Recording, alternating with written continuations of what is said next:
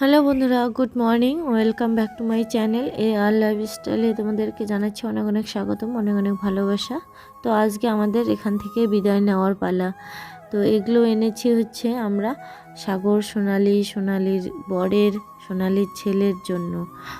তো ওরা কেউ শ্রাদ্ধ বাড়িতে আসেনি, তো কিনে এনেছি। তো সেজন্য এখন কী করা যাবে বলো? তো বাড়ির লোককে দিয়ে যাব, আর ওরা আসলে পরে যেন দিয়ে দেয় আর কি। তো এখানে দেখো বাংলাদেশের মানে পিসি শাশুড়ির ছেলে দাদা, তো উনি আজকে চলে যাবেন এখান থেকে। তো সেই জন্য বিদায় নিচ্ছে উনিও। সকালবেলা আর ভাত খেলো না, দই চিড়া খেয়ে বিদায় নিচ্ছে এখান থেকে। তো দুপুরবেলা আজকে খাওয়া দাওয়ার ব্যবস্থা করেছিলাম, তো তখন আর ভিডিও শ্যুট করতে পারিনি, আমার মনেই ছিল না। তো মানে যে ভাইগুলো আমার ক্যাটাটারের কাজ করেছে সেগুলো, তারপর বাড়ির লোকজন যেগুলো মানে কাজ করেছে সেগুলো মানে লোককে খাওয়া দাওয়ার একটা ব্যাপার ছিল, ওটা সেরে নিয়ে লাস্টে আমার মামা এসেছিলো। মামা এসে বললো যে চল মেলাবাড়ি যাই। তো আমি বললাম যে না মামা, আমি যাব না, আমার কোমর ব্যথা করতেছে। ওই শুনে তখন থেকে অবন্তিকা খুব কান্নাকাটি করতেছিল। তো তারপর একটুখানি রেস্ট নিয়ে গেছিলাম মেলাবাড়িতে গিয়ে একটা রাউন্ড দিয়ে শুধু ভাপা পিঠা আর অবন্তিকার জন্য চাউমিন আর আমার জন্য 1 কেজি সুপারি নিয়ে এসে কাকুকে আগে দিয়েছি, তারপর মাকে দিয়ে দিলাম। Welcome back to my channel আর লাইফস্টাইলে তোমাদেরকে জানাচ্ছি অনেক অনেক স্বাগত, অনেক অনেক ভালোবাসা।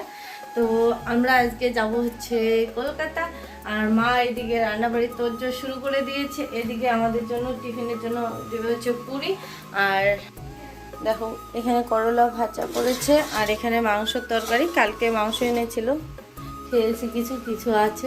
আজকে গরম গরম ভাত ধোয়া ওঠা দেখতে পাচ্ছ, আর এখানে কবির ঘন্ট বসাই দিয়েছি। তো এদিকে দেখো বাবান মার কোলা ছাড়া কিছুই বুঝতেছে না। আসো আচ্ছা না আচ্ছা দিদি কাজ করে, শোনো দিদি কাজ করে। আচ্ছা হাই তো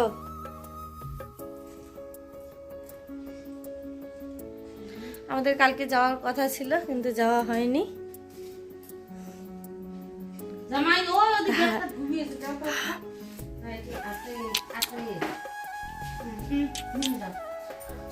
আর এইদিকে দেখো আমাদের বেডিংপত্র গোছাগাছা কমপ্লিট হয়ে গেছে।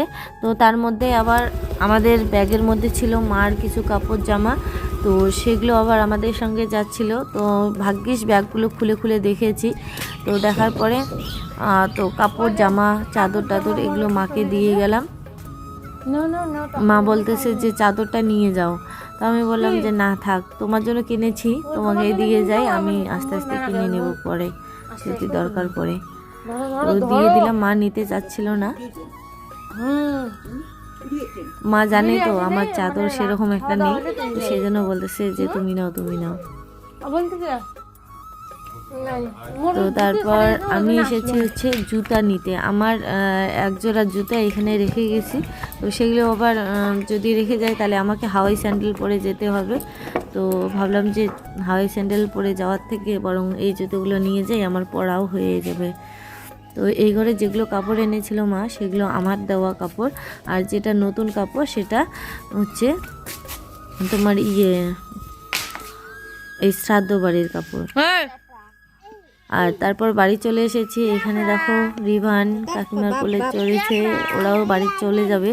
তো সবাই একটু একটু করে কোলে নিয়ে মানে মনের মধ্যে সান্ত্বনা দিচ্ছে। আর এইদিকে দেখো অবন্তিকা যেগুলো শাক ঢলমলা বড় হয়েছে সেগুলো তুলেছে মা, এইদিকে হাসতে হাসতে পাগল হয়ে যাচ্ছে, বলতেছে রুমকি দেখ তোর মেয়ে কি অবস্থা করছে। তো মাকে নিয়ে যাওয়া আবার দিচ্ছে, তো আমি ওকে না করলাম তুলতে। মা বললো যে থাক তুলে না, ওর যেটা মন চায় সেটা করুক, চলে যাবে যে সেই জন্যই আর কি। তারপরে দেখো ভাইকে কি যে অবস্থা করতেছে, কি যে যন্ত্রণা করতেছে দুইজনে মিলে। একটা হচ্ছে ভাই আর কতগুলো যে মাসি আর দিদি, বাবানকে নিয়ে ওরা দুজন ওইরকম করতেছে, তো আমি ওদেরকে না করতেছি, বারণ করতেছি আর কি। তো এইখানে দেখতেই পাচ্ছ কাটা খোঁচা কত কি আছে, খড়ি টড়িগুলো, তো সেগুলোর মধ্যে যদি পড়ে যায় তাহলে তো বাবানকে খুব ব্যথা লাগবে আর কি। তো ওদেরকে নামাইতে বললাম, বলে এদিকে দেখো আমাদের শাক তোলা কমপ্লিট করে এখন আমরা সিটিতে করে সব বেডিংপত্র গুছিয়ে গাছিয়ে নিয়েছি। তারপর সবাইকে বিদায় জানিয়ে টাটা করে এখন রওনা দিব। দিয়াকে যখনই ক্যামেরা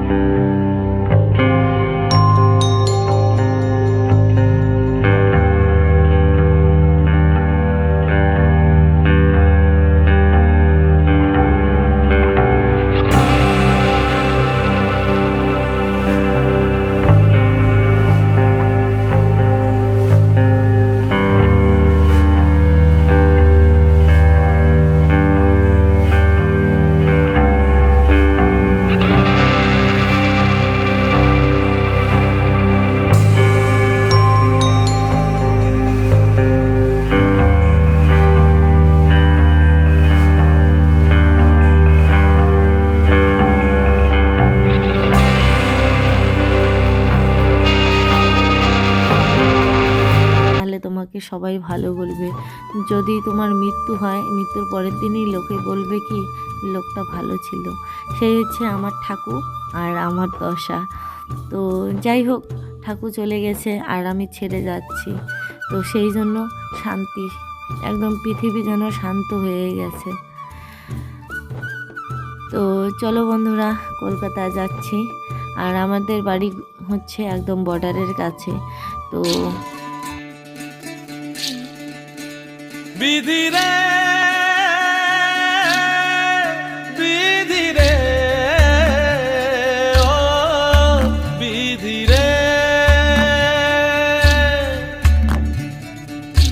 একুল ভাঙে ও কুল গড়ে জীবন দরিয়ায়, বাপের বাড়ি ছাইড়া কইনা শ্বশুর বাড়ি যায়। হায় পুতুল খেলার ছেলে বেলা মনে পইড়া যায়, পিছু ফিরা চায় রে কইনা, পিছু ফিরা চায়। বিধিরে বিধিরে ও বিধিরে, মায়ের আদর ভালোবাসা সে কি ভোলা যায়। হায় দুটি চোখে জলে যেন নদী বইয়া যায়। হায় চরণ চলে আগে তবু মন যে ফিরা চায়, চরণ চলে আগে তবু মন যে ফিরা চায়। বিধিরে বিধিরে ও বিধিরে, এই কুলেতে কন্যা বিদায়, ওই কুলেতে বরণ, পথের বাধায় থামে না তো সতীর রাঙা চরণ। হয় দুঃখে সুখে পতির পাশে থাকতে পরাণ চায়, দুঃখে সুখে পতির পাশে থাকতে পরাণ চায়। বিধিরে বিধিরে বিধিরে বিধিরে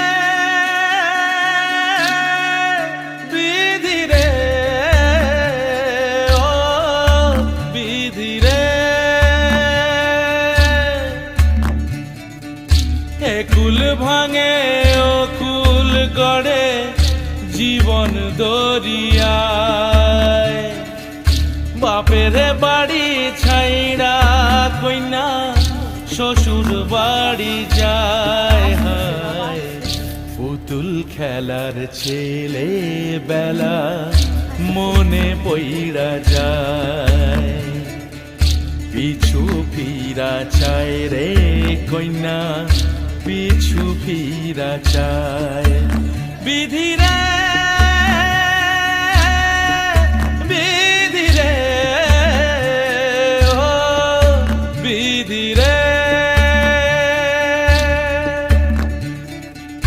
মায়ের আদর ভালোবাসা সে কি ভোলা যায় হায় দুটি চোখে জলে যেন নদী বইয়া যায় হায় চরণ চলে আগে তবু মন যে ফিরা চায় চরণ চলে আগে তবু মন যে ফিরা চায় বিধিরে বিধিরে ও বিধিরে এই কুলেতে কন্যা। বন্ধুরা এসে একটুখানি ঘুমিয়েছিলাম, তো এদিকে অবন্তিকে দেখো কি করেছে, ব্যাগগুলোর অবস্থা। ওর জামা খুঁজতে গিয়ে সবগুলো চেন টেন খুলে টুলে একাকার করে দিয়েছে। তো এখানে কিছু কিছু জামা কাপড় আছে যেগুলো ধোয়া আর পরা হয়নি, ইস্ত্রি করা, তো সেগুলো আমি আলাদা করে রেখে দেবো আর বাকিগুলো ধুয়ে দেব। তো সেগুলো বের করে নেই। আর এখানে দেখো সস্তা কাটারি কেচি এগুলো এখান থেকেই নিয়ে গিয়েছিল অবন্তিকের বাবা, তো ওগুলো আবার আমরা রিটার্ন নিয়ে এসেছি। যে স্ট্যান্ডটা এনেছি আর ঠাকুর ফটোটাও এনেছি, কারণ আমি অর্ডার দিয়ে বানিয়েছিলাম, তো আমি আশা করে বানিয়েছিলাম, তো সেই জন্যই নিয়ে আসা আমার সঙ্গে। আর ঠাকুরকে তো আর বেঁচে থাকতে কলকাতায় আনতে পারেনি, তো সেই জন্য ফটোর মধ্যে ক্যামেরাবন্দি করে নিয়ে আসা হয়েছিল। তো এখানে দেখো অবন্তিকা ব্যাগ থেকে কি বের করতেছে, জুতা। তো 2-3 জোড়া জুতা ওরই এই ব্যাগটার মধ্যে আছে, আমার এক জোড়া জুতা আর সাজার জিনিসের বাস্ক আর সুতার বাস্ক কিছু কিছু এখানে থাকলে আমার সুতে টুতে ওগুলো কিনতে হয়, তো সেই জন্য ভাবলাম যে বাড়িতে আছে যেহেতু, তো শুধু শুধু কেনই বা কিনি, এখানেই বেশি থাকি, তো সুতার বাস্কগুলো নিয়ে এসেছি। প্রথমের দিকে আনিনি, ভেবেছিলাম যে থাকতে পারবো না কলকাতায়, তো পরে যদি আসি তখন লাগবে কাজে। আর এখানে দেখো সুপারি, ভালা সুপারি নিয়ে এসেছিলাম 1 কেজি। আর একটা চবনের নিয়েছি মানে কৌটা, তো মানে 1 কেজি সুপারি হচ্ছে 550 টাকা, 600 টাকা মিল করে থুয়ে এসেছি দোকানে।